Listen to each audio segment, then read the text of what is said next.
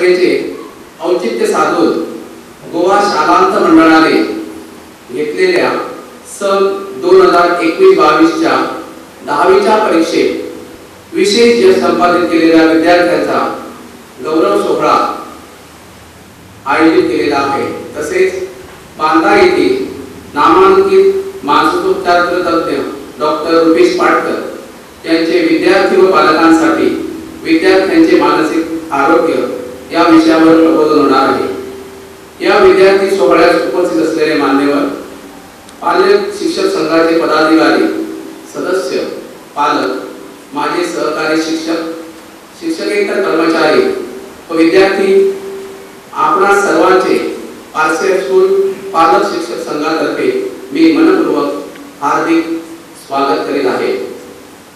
Parse हायस्कूलचे मुख्याध्यापक तथा पालक शिक्षक संघाचे समन्वयक माननीय श्री श्रीकांत नाईक सरांना मी विनंती करतो की त्यांनी व्यासपीठावरील मान्यवरांचे स्वागत तसेच ज्या भुरग्यांनी बऱ्यापैकी मार्क घेऊन आपल्या शाळेचे, आपल्या पालकाचे, आपल्या गावाचे नाव जेवढे केले त्या गौरव सोहळ्यात आज आमच्यामध्ये उपस्थित असतात श्री भगवती हायस्कूल पेडणे याचे माजी हेडमास्टर श्री पळशीकर सर, तसेच आमका खास आमंत्रित आमका सगळ्यांना मार्गदर्शन करून इल्लेले बांद्रासूर पाटकर डॉक्टर पाटकर सर, तसेच या संस्थेचे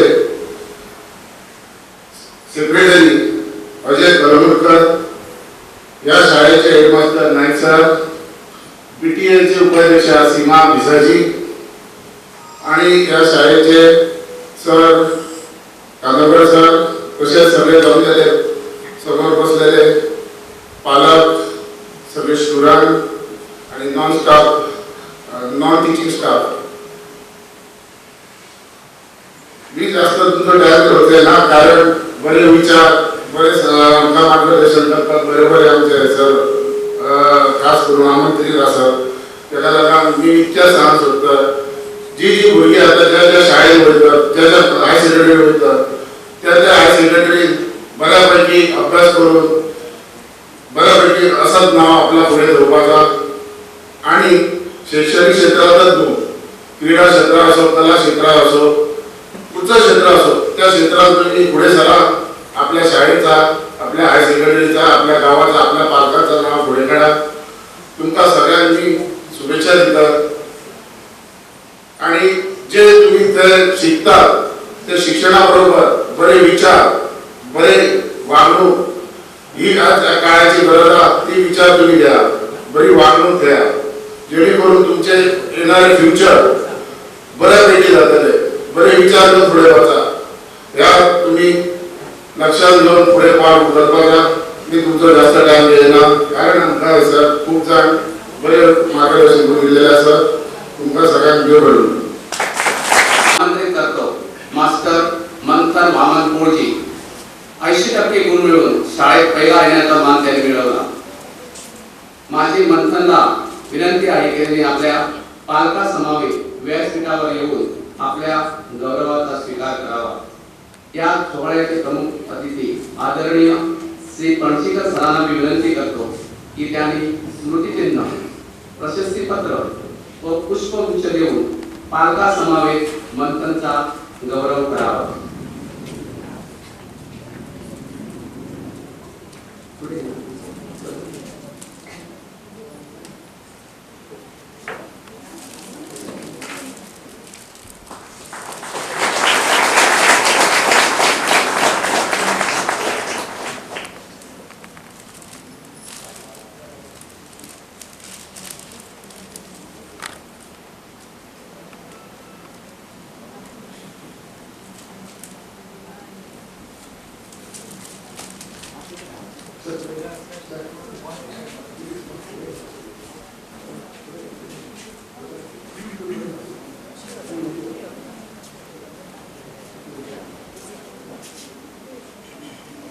यानंतर मी मिस आदिती नवसो दंद्रोजी व तिच्या पालकांना विनंती करतो की त्यांनी आपल्या गौरवाचा स्वीकार करावा।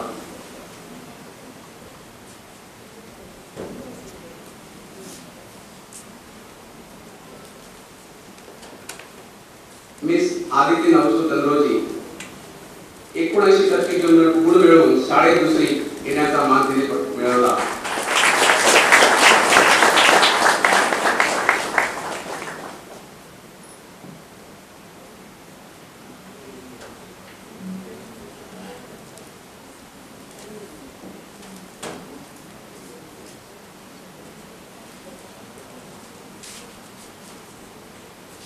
Thank you, Aditi.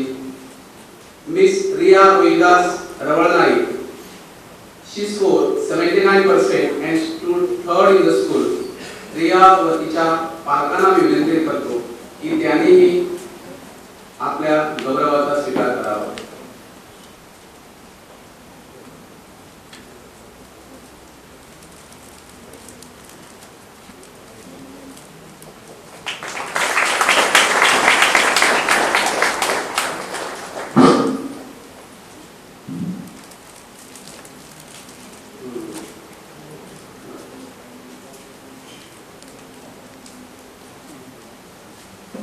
Thank you sir.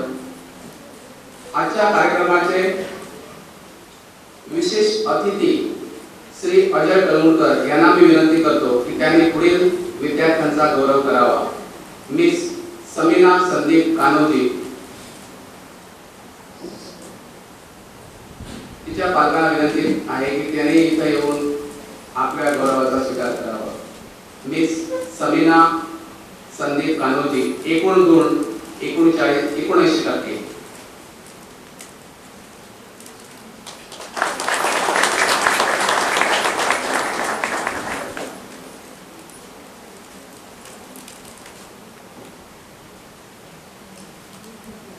पालकांनी जोरदार टाळ्याने त्यांचं उत्स्फूर्तपणे स्वागत करावं।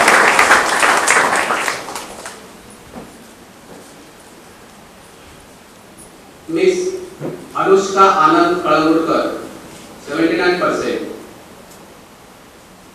तिच्याही पालकांना विनंती आहे की त्यांनी इथं व्यासपीठावर येऊन आपल्या मुली समवेत गौरव स्वीकार करावा।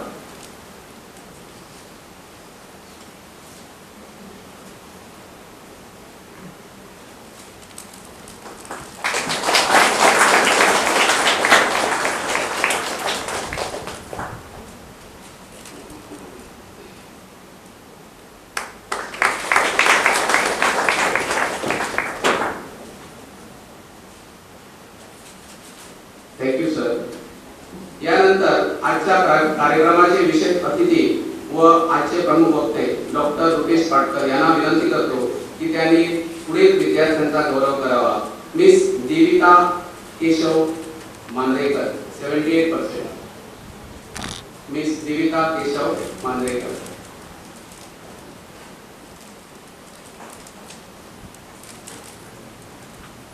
प्रेक्षकांनी आणि पालकांनी टाळ्या वाजवण्यासाठी कंजूसी करू नये।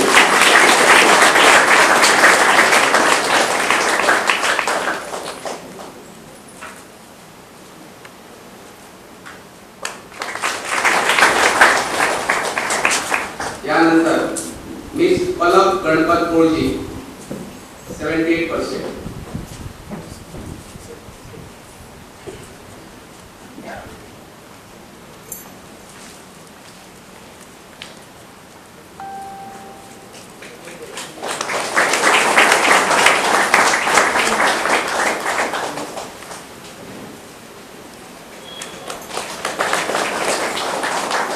धन्यवाद सर।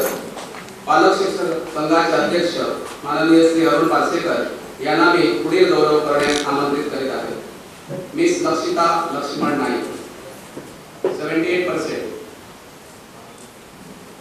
मिस लक्षिता लक्ष्मण नाईक।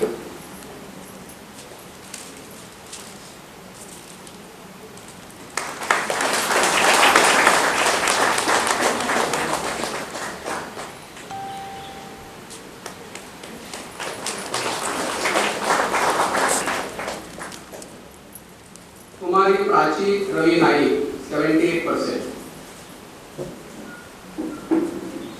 कुमारी कुमारी प्राची रवी नाईक तिच्या पालकांना विनंती करतो की त्यांनी इथं येऊन आपल्या पाल्यासमवेत गौरवाचा स्वीकार करावा.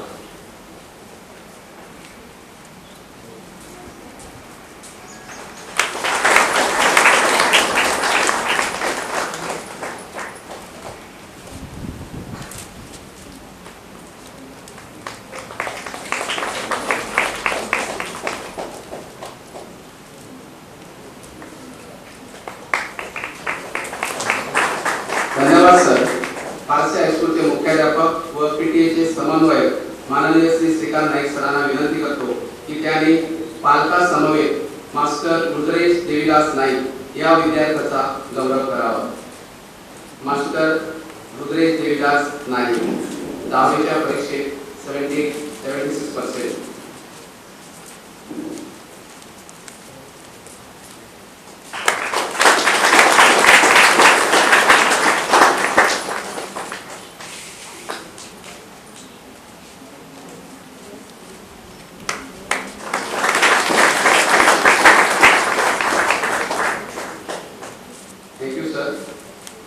पीटीएच्या उपाध्यक्षा सौ सीमा विसाजी यांना मी विनंती करतो की त्यांनी कुमारी प्राची प्रकाश नाईक या विद्यार्थिनीचा गौरव करावा. कुमारी प्राची प्रकाश Naik.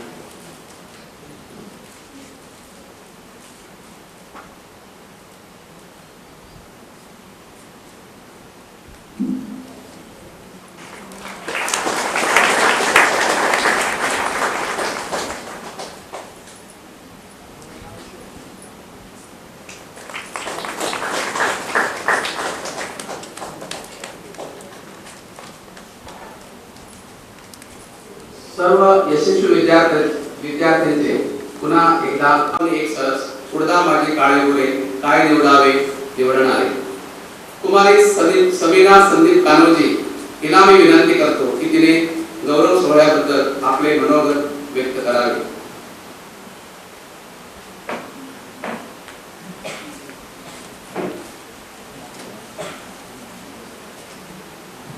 A very good morning to the respected headmaster, honorable chief guest, respected teachers and non-teaching staff, and my dear friends.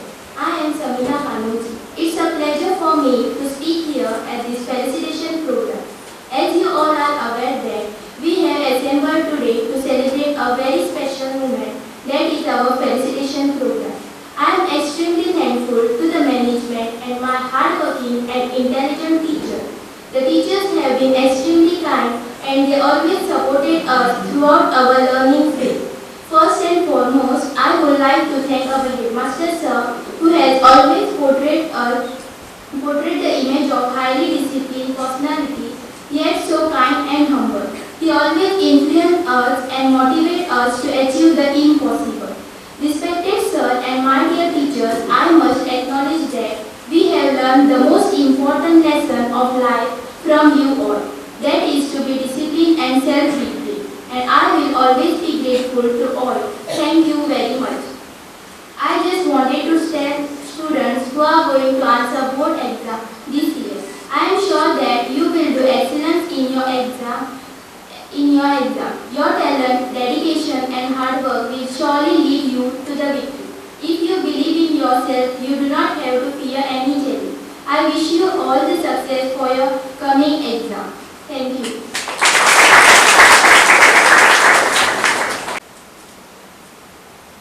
आज या ठिकाणी 11 विद्यार्थ्यांचा गौरव सोहळा आयोजित केलेला आहे आणि हा गौरव सोहळा जो आहे हा पालक शिक्षक संघातर्फे आयोजित केला गेलेला आहे. खरोखरच ही एक अभिमानास्पद आणि आनंदाची गोष्ट आहे की पालक शिक्षक संघ जो आहे हा या विद्यार्थ्यांची बऱ्यापैकी कदर करतो. अर्थात सगळ्यांची कदर करतो त्याबद्दल प्रश्न नाही, परंतु त्यामध्ये विशेष प्रावीण्य मिळवलेल्या अशा विद्यार्थ्यांचं या ठिकाणी कौतुक करण्यात आलेलं आहे. खरोखरच हा एक सोहळा जो आहे, म्हणूनच याला सोहळा म्हटलेला आहे की त्याच्यामुळे आपल्यालाच नाही तर एक अशा प्रकारचा संदेश, चांगल्या प्रकारचा संदेश देऊन जातो. आता या ठिकाणी आपण जर बघितलं तर गौरव कशासाठी करायचा असतो, तर गौरव करण्यासाठी 3-4 कारणं सांगतो. एक म्हणजे त्यांनी सगळ्यात जास्त गुण मिळवले. ढोबळ आपल्याला जे दिसतं ते सगळ्यात जास्त गुण मिळवले म्हणून त्यांचा गौरव झाला. त्यांचा गौरव झाल्याबद्दल त्यांचे जे पालक आहेत त्यांना सुद्धा ही अभिमानाची गोष्ट आहे. कारण काय की आपला विद्यार्थी 10वी पर्यंतच्या वर्षांपर्यंत काबाड कष्ट केले, त्याने शिक्षणामध्ये जी काय तयारी पाहिजे ती केली आणि आज त्याचं कुठेतरी नाव या ठिकाणी आलं आणि सगळ्यांसमोर, सगळ्या पालकांसमोर, विशेष अतिथींच्या माध्यमातून, पालक शिक्षक संघाच्या माध्यमातून त्याचा गौरव या ठिकाणी करण्यात आला.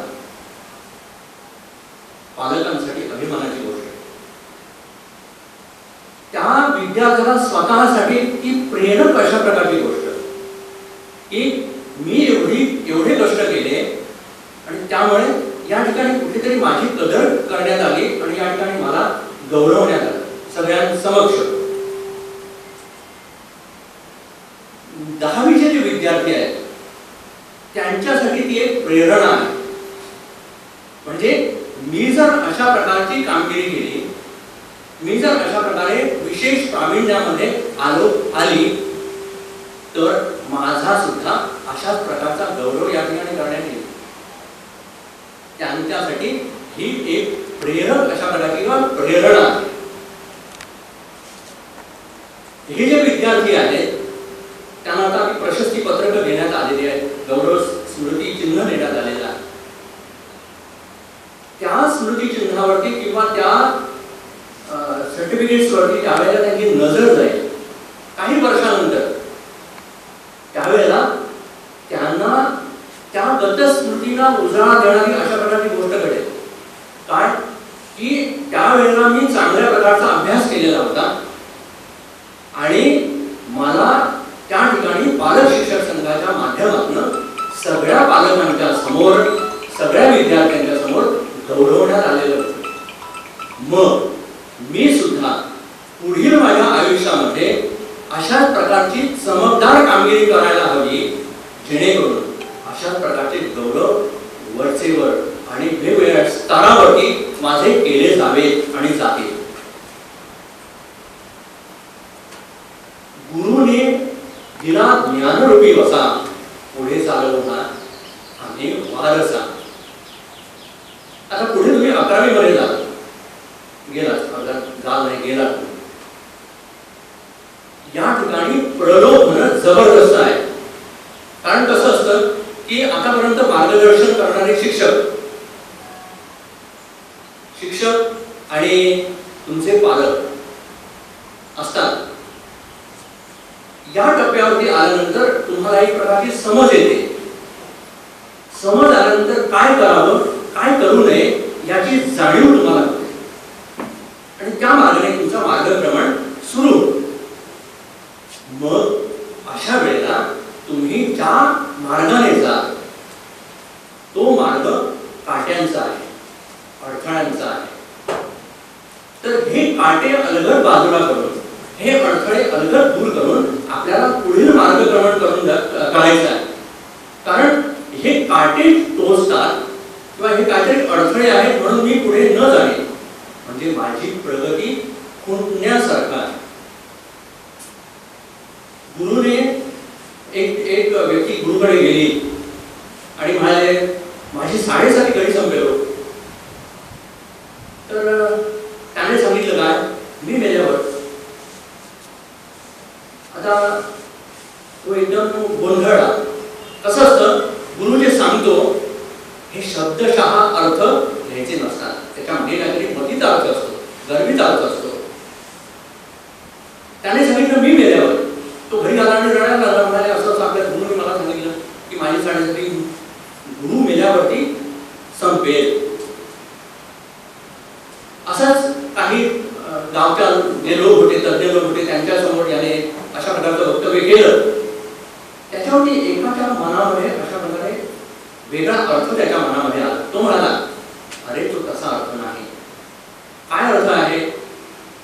अर्थ असा आहे की मी मेल्यावर म्हणजे तुझ्यातला मी मेल्यावरती तुझी साडेसाती संपेल. म्हणजे मी म्हणजे अहंकार. मला 80% गुण मिळाले, मला 75% गुण मिळाले, हा अहंकार बाळगणं हे चुकीचं आहे. अहंकार बाळगू नका. अहंकार न बाळगता पुढील मार्गक्रमण करत जा. यश तुमच्या हातात आहे, यश तुमच्या भिंतीला आहे, त्याबद्दल तीळ मात्र शंका नाही. मला 5 मिनिटांचा अवधी दिलेला होता. हा विषय तसा फार मोठा बोलण्यासारखा आहे, परंतु या ठिकाणी पुढील आमचे वक्ते आहेत, प्रमुख वक्ते आहेत, आणि तुमचा सगळ्यांचा अशा प्रकारे किंवा मन सांभाळून मी माझं या ठिकाणी वक्तव्य जे आहे ते या ठिकाणी मला माझं बालपण आठवलं. मी ज्यावेळी 10वीत होतो, 10वी झालो आणि त्याच्यानंतर सत्कार प्रोग्राम होते ते मला आठवले. आणि मला खरं तर जुन्या स्मृतीत गेल्यामुळे खूप बरं वाटलं. तुमच्यामुळे मी जुन्या स्मृतीत जाऊ शकलो.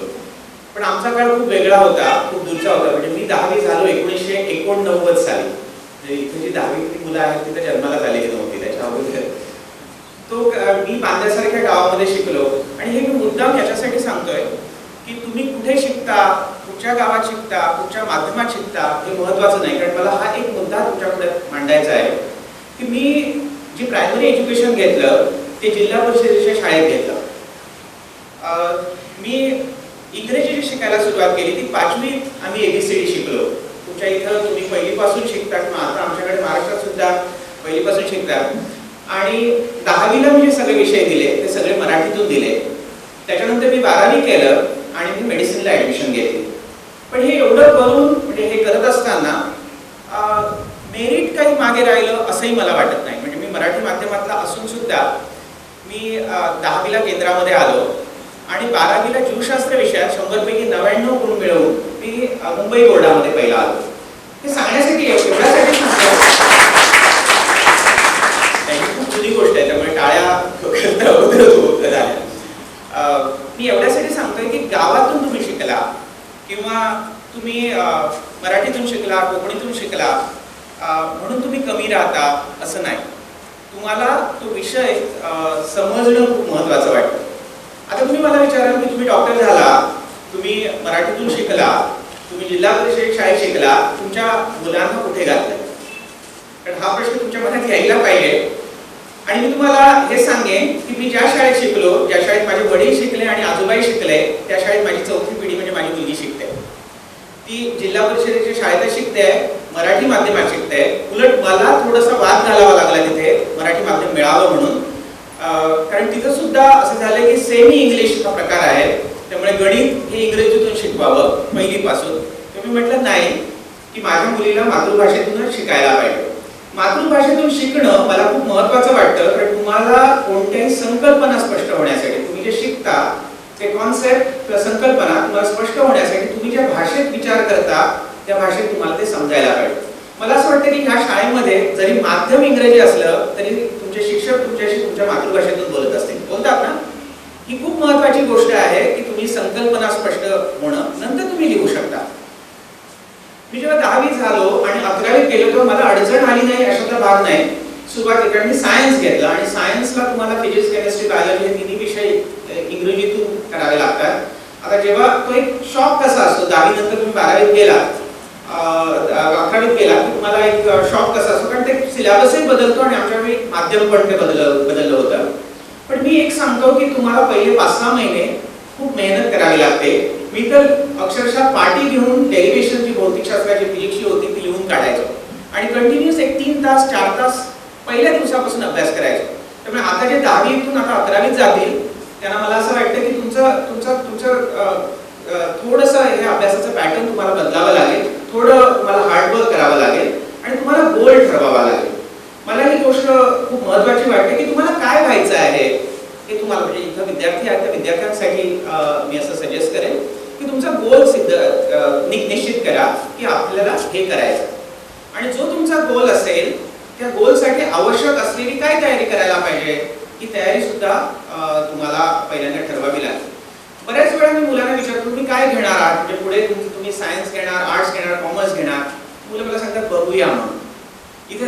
इथे 10वीतली सुद्धा मुलं आहेत त्याने पण नुसतं बघूया म्हणून, हा भले ठीक आहे तुम्हाला दुसऱ्यांना सांगायचं नसेल, पण तुम्ही काय करणार आहात या बाबतीत तुम्ही निश्चित आराखडे मांडायला पाहिजे.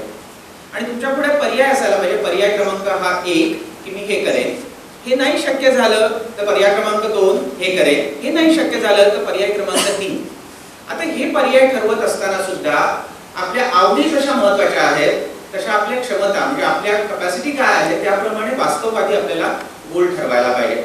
जर तुम्ही गोल निश्चित केला आणि त्याप्रमाणे प्रयत्न केले तर मला असं वाटतं की तुम्ही त्या क्षेत्रामध्ये चांगल्यापैकी नैपुण्य मिळवू शकता, एक्सपर्टाईज तुम्ही मिळवू शकता. आता थोडंसं पालकांच्याकडे येतो. खरं तर मला असं वाटतं की पालक शिक्षक सभेमध्ये माझ्यासारख्याचं मार्गदर्शक म्हणून नाही, मी शेअर करायला आलो, म्हणजे मी तुमच्याशी अनुभव तुमच्याशी बोलायला आलो. मला अलीकडे असं वाटायला लागलं, म्हणजे आमचं बालपण जे होतं आणि आताच्या मुलांचं जे बालपण, म्हणजे साधारणपणे आपण असं करूया की ज्यांचा जन्म 2000 सालाच्या नंतर झाला त्याच्यामध्ये एक फरक आहे. आम्ही सगळे जे आहोत थोडे म्हातारे लोक ते डिजिटल मायग्रंट आहोत. म्हणजे आमच्या लहानपणी डिजिटलायझेशन ही गोष्ट नव्हती, मोबाईल ही गोष्ट नव्हती. मला असं वाटतं की जे इथं पालक आहेत त्यांना आठवत असेल की आपल्या वाड्यावर कोणाचा तरी एक टीव्ही असायचा आणि त्याच्यावरती दूरदर्शन लागायचं, 5:45 ते सुरू व्हायचं, मुलाखती असायच्या आणि त्यांच्या घरी म्हणजे त्यांच्या घरी सगळेच वाड्यावरचे लोक येऊन बघायचे. अशा काळातलं आमचं बालपण. आणि आता ज्या मुलांच्या हातात मोबाईल जन्मल्यापासून तर ते डिजिटल नेटिव्हज आहेत आणि आम्ही दुसऱ्या जगातून आलेले आहोत. अशा एका विचित्र परिस्थितीमध्ये आपण आहोत. आमच्या लहानपणी असं होतं की आमच्यापर्यंत काय गोष्टी पोचाव्यात ह्या मर्यादा होत्या. आजच्या मुलांपर्यंत आपल्याला माहितीही नाही की काय पोचतं आणि त्यामुळे मला असं वाटतं की जागृतीने थोडंसं जाणीवपूर्वक आपल्याला मुलांचं संगोपन करायला पाहिजे.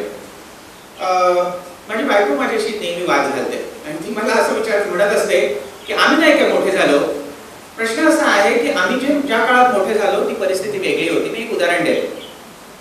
म्हणजे मला असं वाटतं की तुमची मुलं जर लहान असतील, 10 वर्षापेक्षा लहान असतील, तर 2 गुण तुम्ही त्यांच्यामध्ये घातले पाहिजेत आणि एक त्याच्यापैकी आहे धीर धरण, पेशन्स, सबुरी. साईबाबांचा फोटो कधी बघितला असेल तर शब्द आणि सबुरी हा शब्द लिहिलेला असतो. त्याच्यातली सबुरी हा जो कन्सेप्ट आहे, पेशन्स, डिलेड ग्रॅटिफिकेशन, हे आपण कधी गांभीर्याने घेत नाही. आपलं बालपण म्हणजे जे इथं पालक आहेत त्यांच्यासाठी तुम्ही आठवून बघा, आपल्याला नवीन कपडे शिवायचे असले तर ते केव्हा मिळायचे? मला आठवतं त्याप्रमाणे चतुर्थीला आणि दिवाळीला. आणि ते कपडे हवे असतील तर काय करायचं, आपले पालक आपल्याला घेऊन जायचे दुकानामध्ये, कापड विकत घेतलं जायचं. 3-4 भावंड असतील तर सगळ्यांना एकच कापड घेतलं जायचं. नंतर मग ते टेलरकडे आम्ही घेऊन जायचो. टेलर सांगायचा 15 दिवसांनी तुम्हाला कपडे देतो. 15 दिवसांनी गेल्यानंतर सांगायचं नाही आणखी 15 दिवसांनी. मग आम्हाला मिळायचे. मग बँडवाल्यासारखे आम्ही सगळे एकच कपडे घालायचो एकाच प्रकारचे. हे जे बालपण होतं पण त्याच्यामध्ये पण आनंद होता. पण ह्याच्यातून आम्ही काही शिकत होतो आणि ते म्हणजे डिलेड ग्रॅटिफिकेशन. म्हणजे आम्ही सबुरी शिकत होतो, पेशन्स शिकत होतो की लगेच काही मिळणार नाही. आजच्या जमान्यामध्ये काय झालंय, आजच्या तुमच्या मुलाला काही हवं असेल तर तुम्ही काय करता, इन्स्टंट झालंय ना.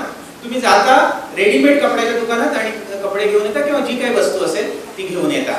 त्यामुळे आम्ही जे शिकलो बालपणी ते ह्या मुलांना नैसर्गिकपणे शिकता येत नाही.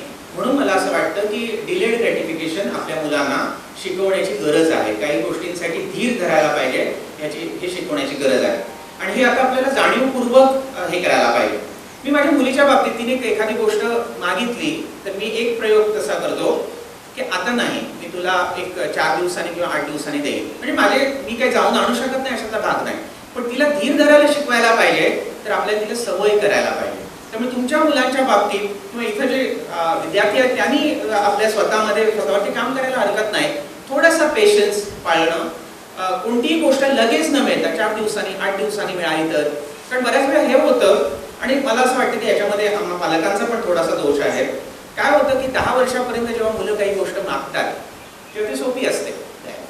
ओके, ती काय मागणार, चॉकलेट मागणार, एखादं खेळणं मागणार. पण 10वीतला मुलगा किंवा त्याच्यानंतरचा मुलगा जेव्हा मागतो त्या खूप महागड्या वस्तू असतात. पण पहिल्यांदा आपण सगळं दिलेलं असतं, त्याला सवय करतो आणि मग एकदम आपण आपल्याला लक्षात येतं की मुलं आपलं ऐकत नाही. तर मला असं वाटतं की पहिल्यापासूनच आपण एक हे ठेवली पाहिजे की मुलांना कोणत्याही गोष्टी लगेच न देता त्यांना सबुरी शिकवली पाहिजे. कारण हा गुण खूप महत्त्वाचा आहे, सबुरी शिकणं. नंतर ज्यांना लक्षात येते की आपली मुलं आपल्याशी वाद घालतात, कोणत्याही गोष्टींना ऐकत नाहीत, तर त्यांनी लक्षात ठेवावं की त्यांना कशा प्रकारची सवय दिलेली आहे. मला असं बऱ्याच वेळा जाणवतं की पालक असं प्रौढीने सांगतात, मोठेपणाने सांगतात, आम्ही आमच्या मुलाला कधीच रडू दिलेलं नाही. हे बरोबर आहे? हे बरोबर नाही. तुमच्या मुलाने रडलं पाहिजे, म्हणजे तुम्ही प्रत्येक गोष्ट त्याने मागितली आणि केली, त्याला रडू दिलं नाही, तर त्याला कसं आहे ना की आपण पेशन्स बाळगायला पाहिजे, आपण थांबायला पाहिजे, काही गोष्टी मिळणारच नाहीत. कारण ही गोष्ट सुद्धा मुलांना कळायला पाहिजे की काही गोष्टी मिळणारच नाही. इथं मला असं वाटतं एक क्षमता आपल्याला विकसित करायला पाहिजे, मुलांच्या मध्ये, प्रत्येकामध्ये असायला पाहिजे, असर्टिव्हनेस. मला जे पटत नाही ते ठामपणे मला सांगता आलं पाहिजे की हे मला पटत नाही. ओके, ह्या सगळ्या याच्यामध्ये एक महत्वाची गोष्ट आहे ती म्हणजे संवाद, पालकांचा आणि विद्यार्थ्यांचा संवाद असला पाहिजे. विद्यार्थ्यांनी सुद्धा, इथे जे 10वीचे विद्यार्थी आहेत त्यांना मी म्हणेन की आपल्या आईवडिलांना काही कळत नाही असं म्हणू नका. त्यांच्याकडे शहाणपण आहे, त्याला विस्डम असा इंग्रजीमध्ये शब्द आहे.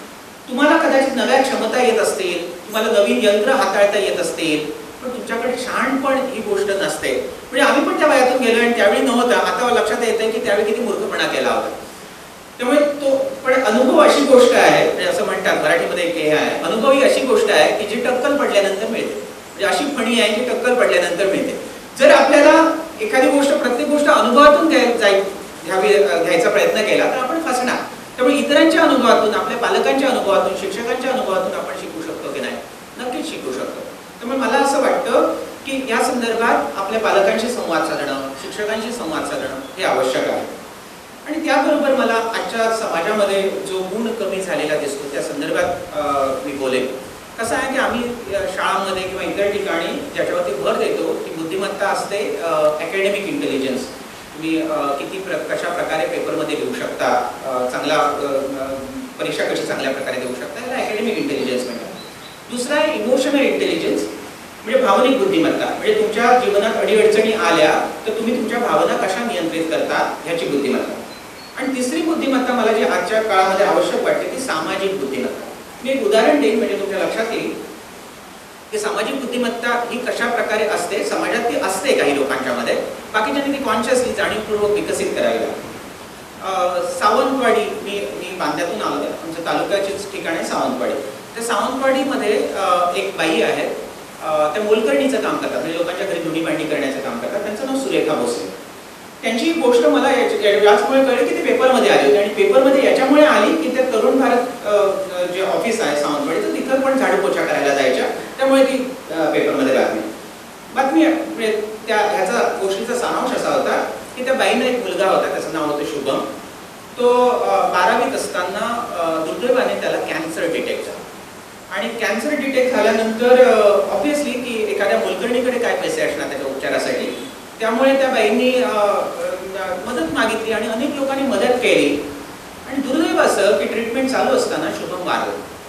आणि जेव्हा शुभम वारला तेव्हा त्या बाईंकडे 25,000 रुपये शिल्लक उरले होते, जे उपचारासाठी म्हणून लोकांनी मदत केली. आता तुम्ही विचारात घ्या की 25,000 रुपये एखाद्या मोलकर्णीसाठी, आणि ही गोष्ट 7-8 वर्षापूर्वीची, किती मोठी रक्कम असेल. म्हणजे तिचं उत्पन्न जर समजा 5-6 हजार रुपये असेल महिन्याचं, तर जवळपास 6 महिन्याची तिची मिळकत आहे ती. पण या बाईंनी त्या पैशाला हात लावला नाही, तर पैसे तसेच ठेवले आणि या पैशाचं काय करायचं असा त्या विचार करत राहिल्या. आणि त्यांनी एक दिवस अशी बातमी ऐकली की आमच्याजवळ इन्सुली नावाचं गाव आहे, त्या गावामध्ये एका माणसाला कॅन्सर झालाय आणि त्याला मदतीची गरज आहे. त्या बाईंनी आपल्या घरातले ते 25,000 रुपये त्या माणसाला नेऊन दिले. त्याला म्हणतात सामाजिक बुद्धिमत्ता. त्या बाई काही खूप शिकलेल्या आहेत अशातला भाग नाही, पण तुम्हाला वाटलं की नाही ते आदरणीय आहेत म्हणून. हे जे आदरणीय होणं आहे, मला असं वाटतं की आपला गोल काय असायला पाहिजे. मी बऱ्याच वेळा पालकांशी बोलताना असा प्रश्न ठेवतो की आपल्याला मूल आपलं कसं असायला पाहिजे. खूप मोठ्या पोस्टवरती असावं, पण टेन्शननेच ग्रस्त असावं, ते कंजूस असावं असं तुम्हाला पाहिजे, की तुमचं मूल ठीक आहे, हँड टू माउथ आहे, पण हसत खेळत आहे, सगळं छान चाललंय, म्हणजे मानसिकदृष्ट्या त्याला टेन्शन वगैरे नाही आहे, आणि इतरांना सुद्धा, मित्रमंडळींना सुद्धा हवं असं वाटतं, असे व्यक्ती बनले. तुम्ही याच्यापैकी कोणतं पसंत करा, की खूप श्रीमंत झालंय, खूप नावलौकिक मोठ्या पदावरती पोहोचलंय, पण बायकोशी पटत नाही, फॅमिलीमध्ये पटत नाही, असं मूल पाहिजे, म्हणजे असं मुलाचं भविष्य पाहिजे की ठीक आहे हँड टू माउथ झालं तरी हरकत नाही, पण सुखा समाधानाने त्याचं आयुष्य निघायला पाहिजे. असं जर आपण ध्येय ठरवलं, मला असं वाटतं की आपण वेगळ्या प्रकारे मुलांचं कोचिंग करू शकू, त्यांना वेगळ्या प्रकारचे आपण गुण देऊ शकतो. मी आता इथं आटोपतं घेतो. मी तुमच्या पुढ्यात काही मुद्दे मांडण्याचा प्रयत्न केला. साधारणपणे 5 गोष्टी मी तुमच्या पुढ्यात ठेवल्या.